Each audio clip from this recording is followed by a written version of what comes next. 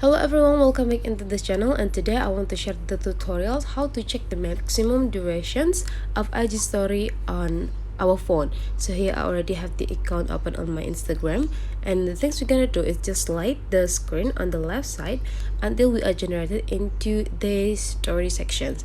And if you want to have your own story, you can just record it by click and hold this button until the device is recording the video, or if you don't want to hold it, you can just go into the sections and click the hands free, and then you can just click this button once and then leave it and record, moving your phones to record anything. And then if you already have the videos, you can just go into this media and then choose which video that you want to have on your IG story.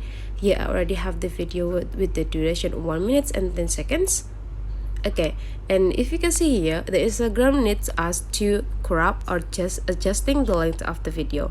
It means that the Instagram give us maximally 1 minute for IG story video. So that's all for today's tutorial. Thank you for watching. Don't forget to leave some comment, like, and subscribe into this channel.